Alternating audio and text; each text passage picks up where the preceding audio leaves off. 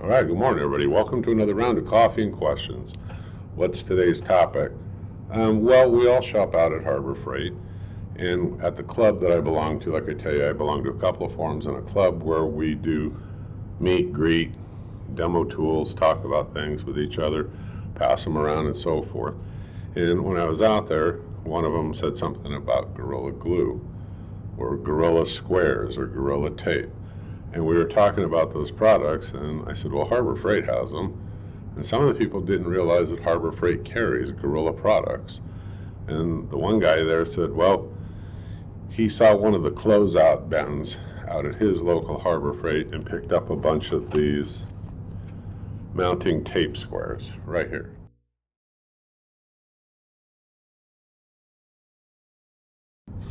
Now, are they any good? Yes and no. More no than yes, and I'll explain why. Now, first of all, let me show you some advertisements on the glue and the tape.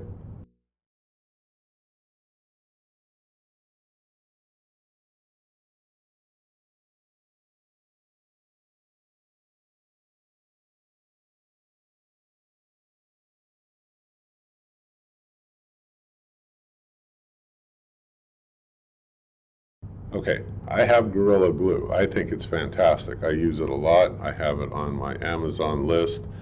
When I'm running low or out, I repurchase it, and the same thing with their tape. Their tape is a great product, incredibly strong. So originally, because I've never used these squares before, I said, hey, where would you don't need to go buy them here. He gave me a couple of these, and I took one of them. Somebody else wanted one, so I took one, and he already had one open. He gave me a couple out of there. Okay, so, I came home and thought, hey, I'll give these a try. Now, I want to focus on these for a second. You can get these off of Amazon.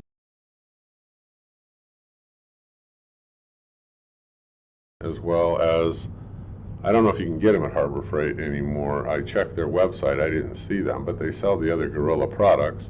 So I always do price comparisons before I buy, whether it's the tape or the glue. When it comes to these, I thought this is a really cool idea. These are supposed to be super strong. You stick them to a wall or to metal or your dashboard on your car for mounting, your phone clip or something like that. These come in real handy. Never tried them before. Let me try them. Now, before I dig into this, I'm going to show you this advertisement. I'm going to leave it up for just a little bit longer than normal. And I didn't notice this right away. Neither did a lot of people. But let me show you this posting, and then we'll get into the specifics on why this was so heavily criticized as something that does not work, won't hold any weight. It's false advertising. It's this, it's this, it's this, and there are tons and tons and tons of complaints. And then I'll explain to you something that I noticed. Let's take a look. You see if you can see it, and I'll come back.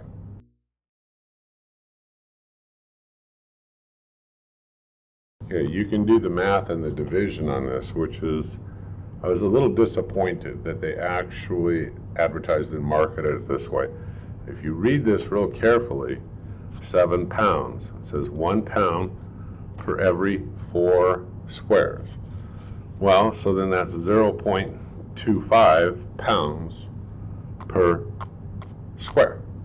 And these people, like I said, were trying to use 1 square expecting it to handle 7 pounds. I mean, it's not going to. You put all 4 on there, is it going to handle the 7 pounds? I don't know. I haven't hung anything that's 7 pounds. But it's a little deceiving here, because when you glance at this, you think, oh, 1 square is going to, handle all this weight. No, it doesn't actually. So it's something for you to think about. That's why I said take a close look at the advertisement, and then I tell you kind of what I tripped across, and do the math yourself. You'll figure it out. Now, there is no way, because somebody out of the club disputed this with me, and I said, well, just do the math yourself. And he said, no, it can hold far more, weight than that. Well, good luck on that. I don't think it can. And if you think that 1 square is going to hold 7 pounds, you're in for a hell of a surprise. There's no way that it will. Now, one of the tricks on this that I found that helps out a lot is, let's say any one of these surfaces as an example, I would take some alcohol pads or isopropyl alcohol, and I'd clean it really well first. Also clean the back of whatever you're going to tack onto there. Now, these squares are incredibly thin. So the first time you pull off that filament and you go to stick it on here, that's fine, okay? I took a hair dryer and then I heated it up a little and then I pushed on it real hard for just a few seconds. Then I released and then I took the top filament off, gently again with the blow dryer and warmed it up. Then I took the object I wanted and pushed it on there and held it for about 30 to 60 seconds, I don't know, somewhere there. Then it worked out really well and it seemed to hold it fairly darn strong.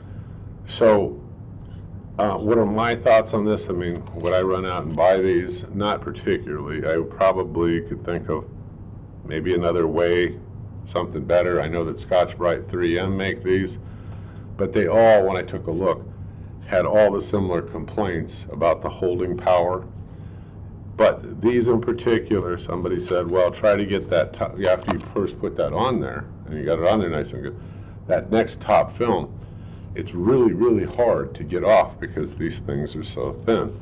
I took almost like a razor blade that I had, and I gently went along the edge and I was able to get it up real easily. Now, if you're having trouble doing that with your fingernails and you find it frustrating, just get something real sharp like a razor blade. It comes right up. Take it off, warm it up, smack it on there, and it's going to hold. And one of the club members said, well, you know, maybe my experience and all these people's is just from a bad batch. No, because there are tons of negative comments about this stuff not being able to stick or hold anything, or if it did, within the hour or by morning, the object had dropped off. I mean, there was like no holding power. Well, the first thing is realize, I mean, like I said, you could do the math on this. Would I have bought these had I not been given them for free? If I needed to try them out, yeah, I would have. And here's the reason why. I believe in Gorilla's products. I mean, their tape and their glue are fantastic. So, yeah, I would have. And I probably would not noticed this little 7-pound mathematical thing that I'm telling you. I probably would have looked at it and thought, wow, this is cool. This would be so handy. This would work. I grab it and I buy it. I'm just telling you because after we demoed it at the club, I found it interesting when I looked at the math on this, and then I went and I started reading all through all the reviews on this and all the tons and tons of people that thought it's junk. I put one square up, this is what happened, it didn't really stick, and I started thinking, well, there's a couple of things that you can do. One is clean both surfaces real well with like an alcohol pad or something, and the other thing I found, I don't know if other people have tried it, use a blow dryer, don't go crazy, and get that thing real warm and then push on it. And it almost seems to like melt and really like secure better onto the surface you're wanting to attach things to. Take the top film off, do the same thing. I think you're going to have much better luck with these squares. This could probably be true with the 3M and the Scotch brand too. I don't know, I don't have those. I'm not going to run out and buy them. I already have these, and like I said, the one or the two that he gave me, I think there was 2 in total. I don't think I used both of them. The ones that he gave me, I have out in my shop. I tacked up a little plate and something else, and they're still holding fine. So, I mean, it's up to you if you want to try them, but just be aware, think of these tips, they'll help you. But one thing out at the club, they said, well, if you want to remove this, it's almost impossible to remove, because the one guy said he went to remove it off his wall and it tore the drywall paper. And I thought, well, yeah, it probably would. Now, you can try Goo Gone or like some kind of an acetone. I did that out in my workshop on other things that were like 2-sided tape and stuff that I couldn't pull it off. Is I had a little squirt bottle and I'd spritz it with this acetone that I have, let it sit there for a few minutes, and I would start peeling it off slowly. And as I peeled it slowly, I put some more on there. Eventually it came right off nice and clean. So it depends on the surface. You don't want the acetone to ruin the surface either, so be conscious of what you're putting this on and having it adhere to. But that's 1 or 2 methods you can use, I mean, to actually get it off if you need to. But these, and especially these and some of these other products, they tell you on there it's more of like a permanent adhesion. So kind of got to be aware of those things. Anyway, I do believe in Gorilla products. Cross-check the prices between Harbor Freight and Amazon. They're currently, some of them are on sale. I'll leave you the links below. Appreciate you using the links whenever you can. It helps support my stray animals that live outside and that I take care of. You know, I don't get much, but I use the money to help buy food and things for them. Right. Anyway, I hope you folks have a great day. If you enjoy the video, give me a thumbs up. I hope you click subscribe. Bye-bye.